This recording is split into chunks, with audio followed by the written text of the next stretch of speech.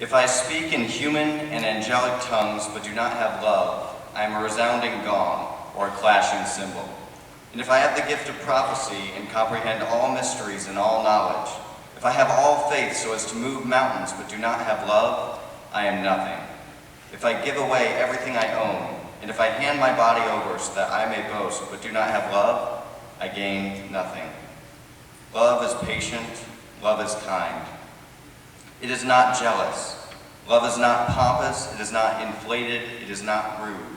It does not seek its own interests, it is not quick-tempered. It does not brood over injury, it does not rejoice over wrongdoing, but rejoices with the truth. It bears all things, believes all things, hopes all things, endures all things. Love never fails. If there are prophecies, they will be brought to nothing. If tongues, they will cease. If knowledge, it will be brought to nothing. For we know partially, and we prophesy partially. But when the perfect comes, the partial will pass away. When I was a child, I used to talk as a child, think as a child, reason as a child. When I became a man, I put aside childish things. At present we see indistinctly, as in a mirror, but then face to face. At present I know partially, then I shall know fully, as I am fully known. So faith, hope, love remain, these three, but the greatest of these is love. The word of the Lord. Thanks be to God. Ladies and gentlemen, graduates, family, friends, every year the senior class chooses one person to speak at our graduation ceremony. This year, the speaker we've chosen is a native Tennessean. She was born in Memphis, but has lived in Middle Tennessee since she was 12 years old. She has 5 children, 6 grandchildren, played guitar in the folk band The Cotton Pickers when she was in college, and was awarded the Golden Gavel Award from the YMCA Youth and Government Program. In 2009, she was named the Southern Region's AP Teacher of the Year, and this year she won her first Harvest Award, another honor voted on by students. She's been our Dean of Studies for 12 years since the school opened, and for the last 3 years has served as JPII's Assistant Head of School. I got to talk to some students about why they chose her for today's speech, and got a variety of reasons, from her compassion for students, her impeccable sense of fashion, her tireless dedication to the school. But the one statement that I think most eloquently sums up our class's feelings toward her was given to me by Alexander Roy. Above all else, she is a nice lady. Please, welcome to the podium, my hero, Miss Karen Phillips.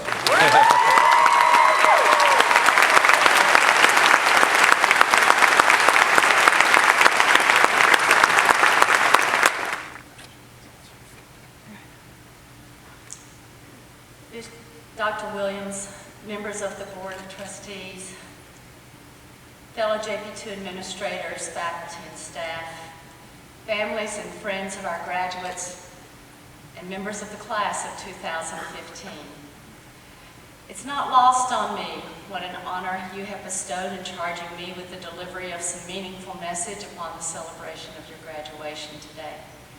I stand before you as one graced with a blessed and full life. Like you, I owe much credit for who I am and what I may become to those who love and care, whose loving care has molded me. And as Tyler and Anna eloquently identified last night, those people include my colleagues who, while teaching you, inspire me. My large, extensive family that, like some of yours, is rich in parents, siblings, nieces, nephews, in-laws, dearly loved children, and precious grandchildren. Our headmaster, Faustin Weber, our superintendent, Dr. Williams, and our beloved Bishop, David Chovy. The bishop is responsible for bringing me to JPII in the year 2000, when it was still in its planning stages. Little could I appreciate at that time what a rewarding career it would afford me.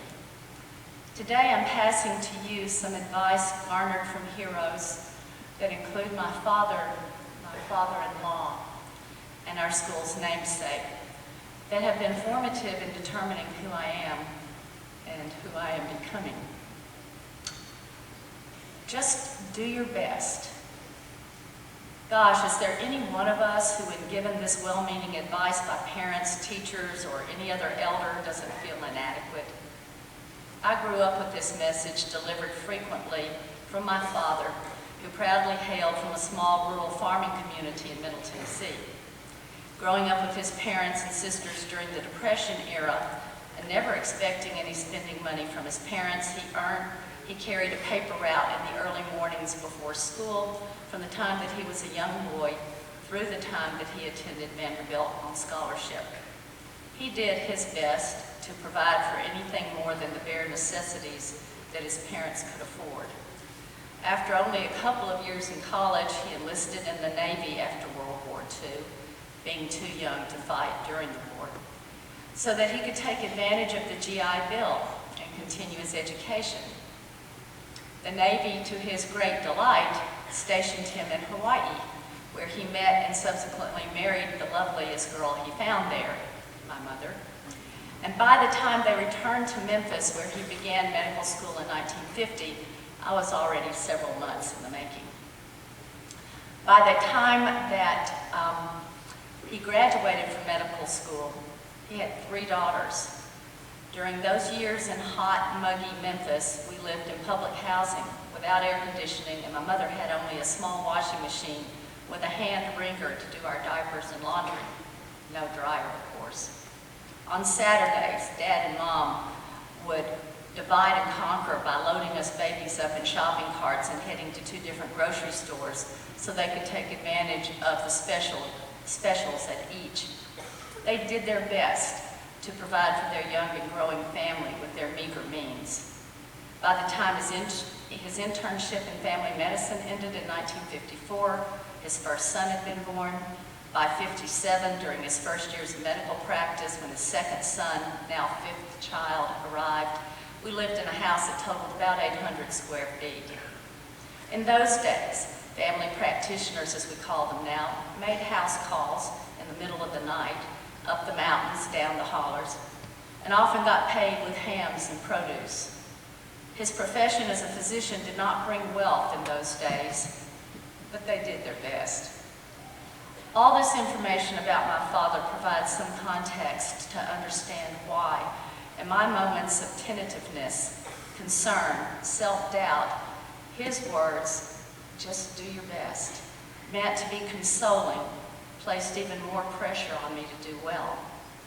Now, my father never wanted or expected his children to experience the hardships that he had lived. In fact, he never referred to his circumstances as hardships.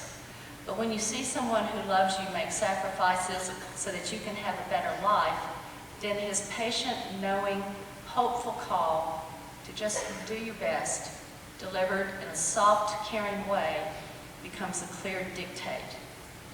He didn't say, "be the valedictorian," although we know that our honored valedictorian will continue to do his best at Vanderbilt. Nor did he say, "win the contest," although we can be sure that the winner of the Fireside Essay Scholarship Competition will continue to inspire through her written word while at Rhodes.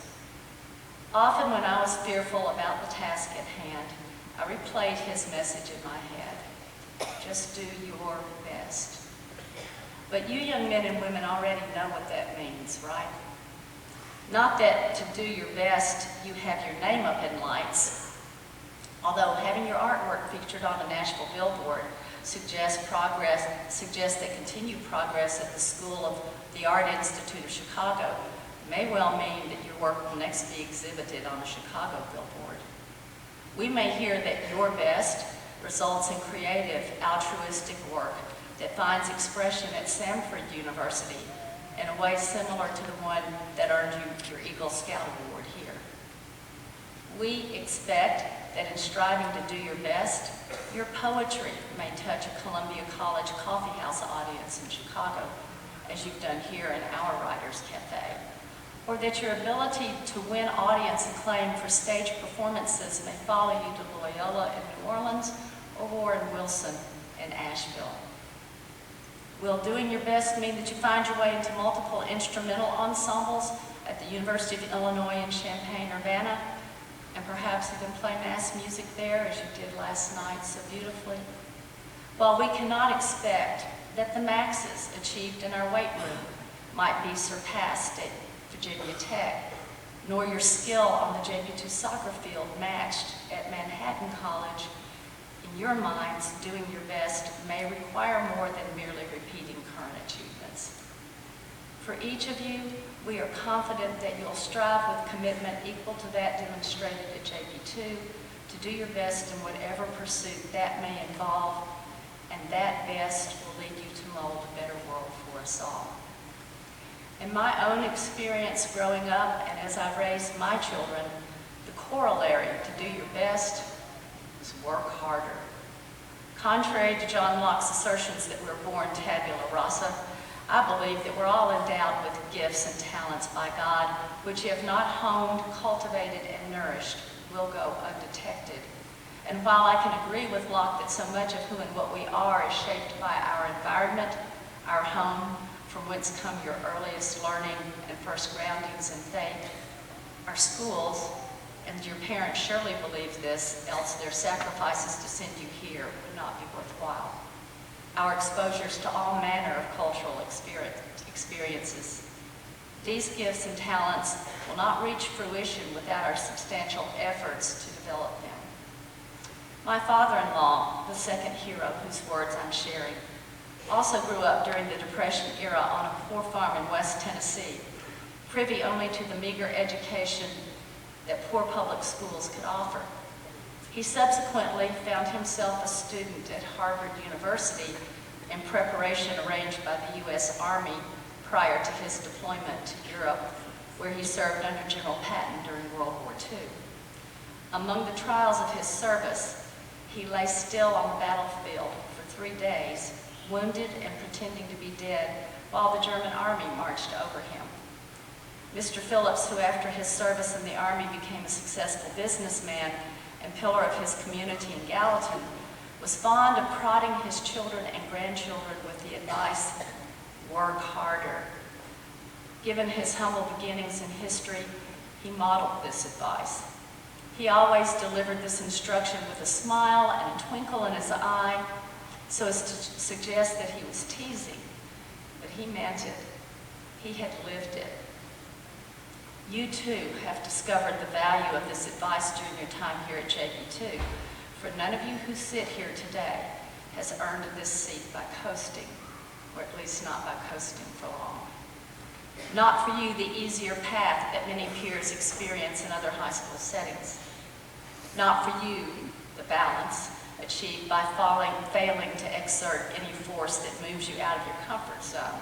Right, Jacob? And if managing your 8-course rotating load were not challenge enough for any high school student, you further tested yourself with tougher advanced and AP classes that were truly a reach for you. And as a result, your teachers and parents are confident that even as you've been recognized as an honor graduate here, you will also find the path towards the college Phi Beta Kappa key equally certain to achieve at Vanderbilt, UVA, Rhodes, Ohio State, and Alabama Honors College, because you've applied the inertia to pry yourself out of the comfort zone while you were here.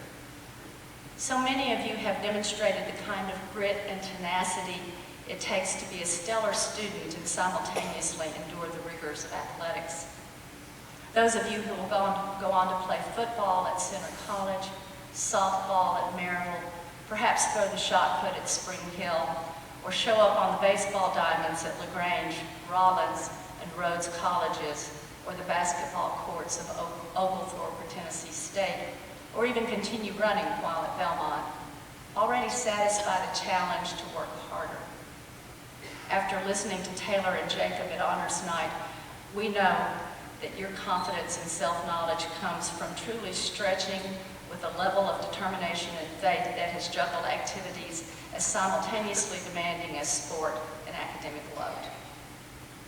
But as my children's papa would have challenged you, even given your impressive success, work harder. When you reflect on life in your later years, as some of us baby boomers are beginning to do, you will never be disappointed at having put forth more effort, but may feel regret for having done less.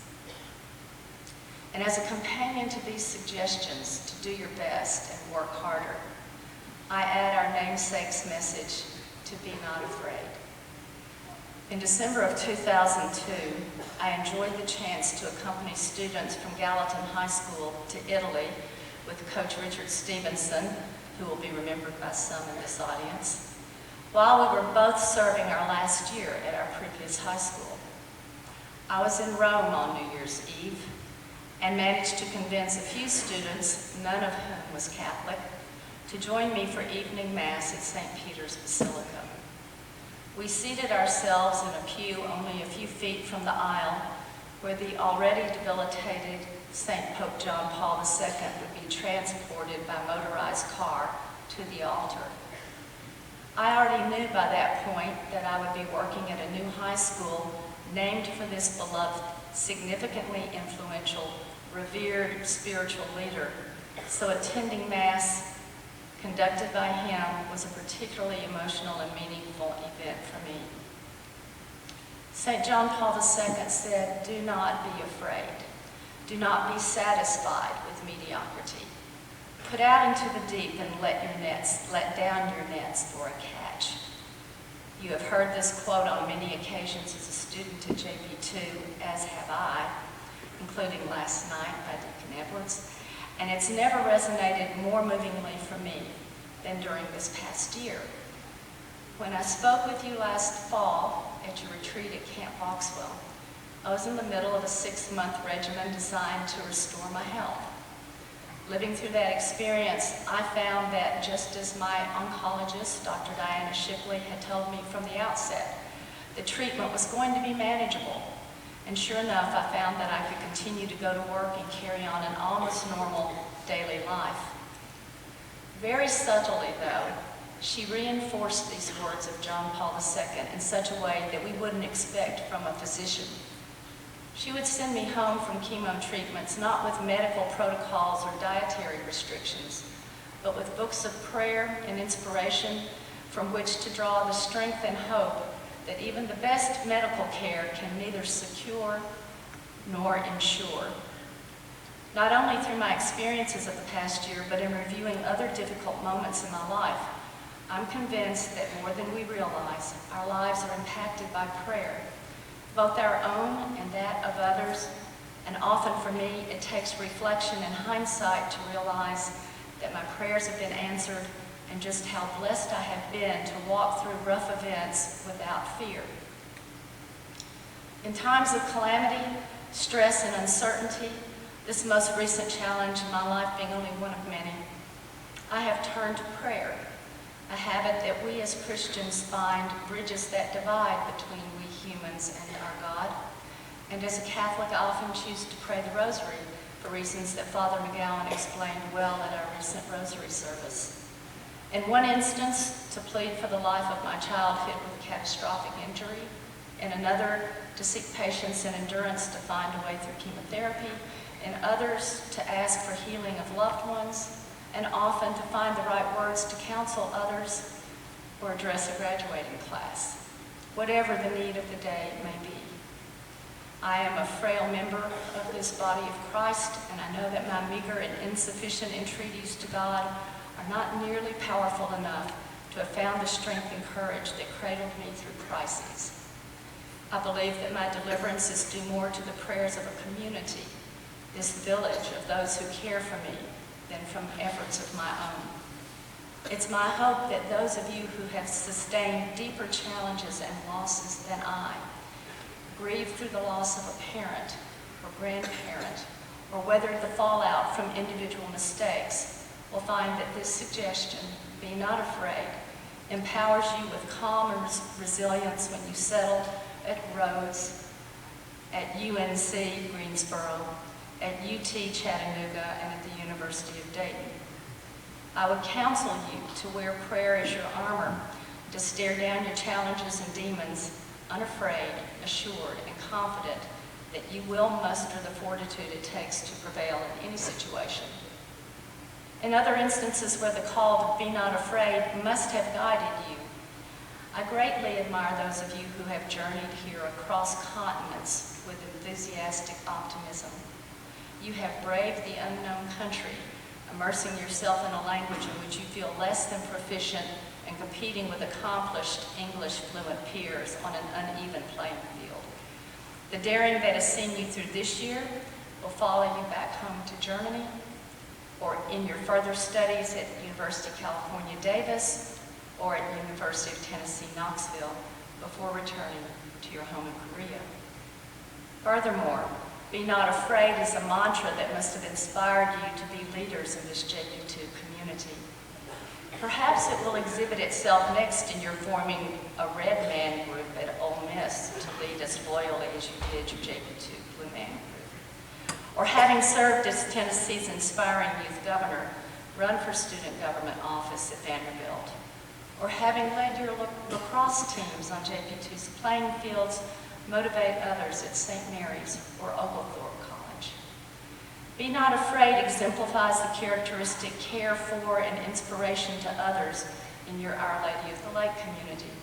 We can count on you by example to lead peers to deeper faith in Christ or to teach younger children's CCD classes while at Xavier University.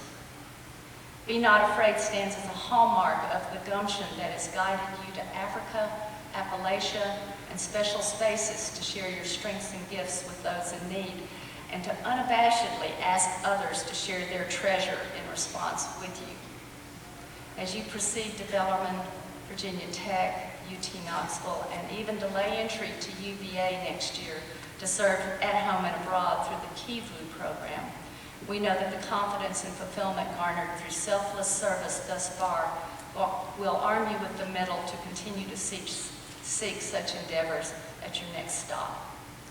So do not be timid about putting yourself out there time and time again. Cast your nets into the deep. Do not settle for mediocrity. None of these maxims, do your best, work harder, be not afraid, when explored fully, will produce a self-congratulatory, elevated sense of self, or an already done that attitude, or a static mindset. B.B. King, the American rhythm and blues legend who just passed away this week, said, "You're only as good as your last concert." The humility implied by his statement reminds us that we cannot rest on our laurels or feel that Christ quits looking to us to be his arms and legs as long as we are graced with another day. Let's remind ourselves modestly, gifted as we are with our many abilities and blessings, to show gratitude by remembering that to whom much is given, much is expected. You are a class wealthy with bounteous artistic, intellectual, athletic, and spiritual talent and achievement, who exercises your gifts with a kindness and care outside the walls of JPII. I speak for all your teachers and coaches when I say that we will be proud to own the magnificent achievements of your futures. Please accept our affectionate congratulations on your graduation.